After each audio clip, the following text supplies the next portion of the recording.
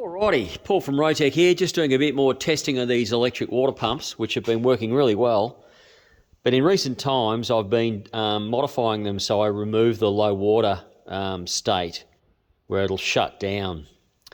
Not ideal for aircraft use for obvious reasons. So I've been pulling the back off, removing their electronics and putting my own electronic speed controller with its own controller or microprocessor. And it's still the same setup. So you've got your power wire here, original plug, the earth wire. The wire in the middle is no longer used. We never used it anyway. That was for a pulse width modulation control, but that's completely irrelevant now. All we need now is the power and the ground, and it'll run flat out. If you introduce the potentiometer, which is here, you can control the speed. If the potentiometer is disconnected or removed, it just goes flat out. But I prefer to use the potentiometer, and I'll explain why in a minute. Because actually, no, I'll explain it now. So by using the potentiometer, you don't need all the power that this pump's got. Customers have come back, and even our own field testing have shown that you just don't need anywhere near the full potential of this pump. And so you can save a lot of amps. I've got an amp meter set up here, so in a minute we'll fire it up, and we'll take a look at exactly what I mean. Now I've got a 20 litre drum of water here, and I've got a 20 litre drum of water here that at the very end of the experiment I'll empty how long it takes to empty it, and you'll be staggered how quick it'll empty that 20 litres, far quicker than a tap. Even flat out could fill it.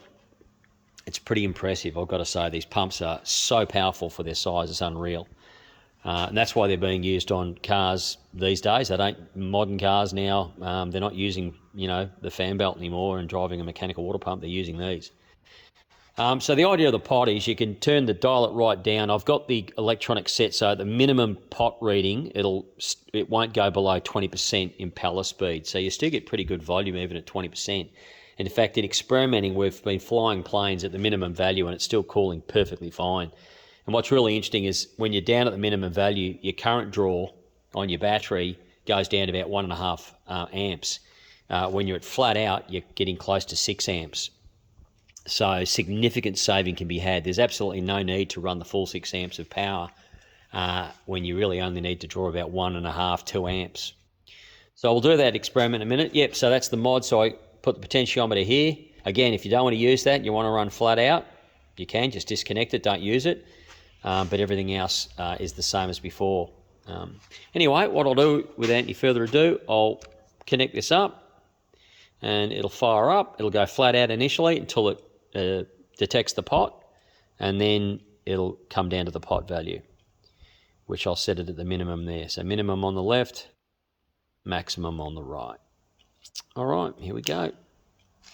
Grab that lead,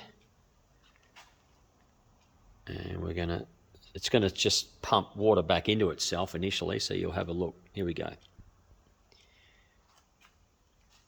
I'm not drawing any current there. There we go.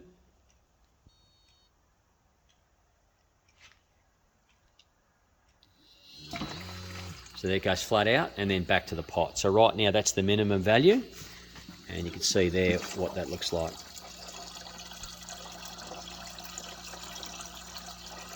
Believe it or not, that's flowing pretty good. That's a solid, 20mm stream of water flowing very well.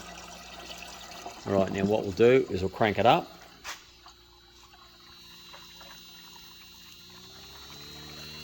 We'll go to flat out.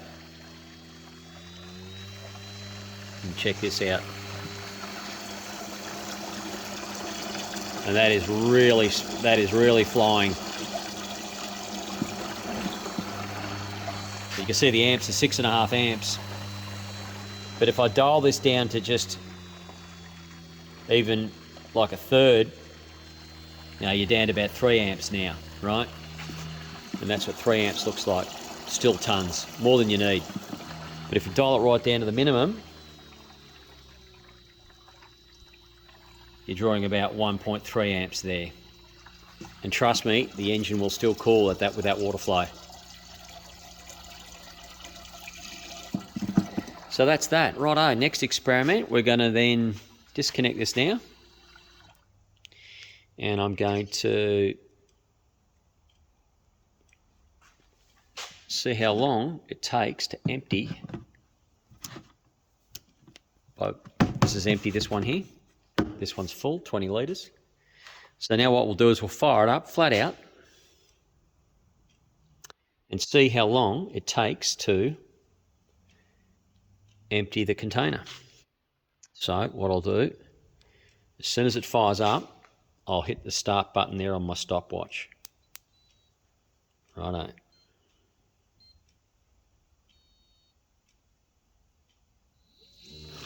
There we go. So now we're emptying this container. That's 20 litres.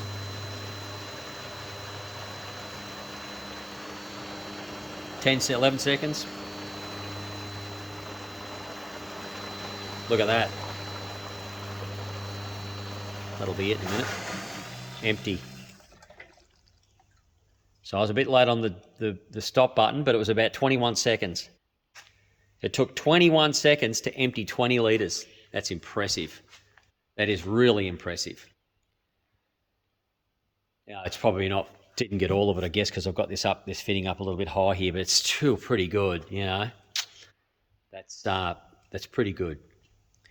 All right, well, that one's good. So I'm going to use this rig now to test them all. The other thing too is these pumps don't like running dry, so that's another reason why I don't like setting them up dry, because the bearings in there are supposed to run in fluid. So this is a much better setup for that. Anyway, I thought that was really interesting. So there's your liquid cooled pump, and that's how I'm going to be setting them up from now on.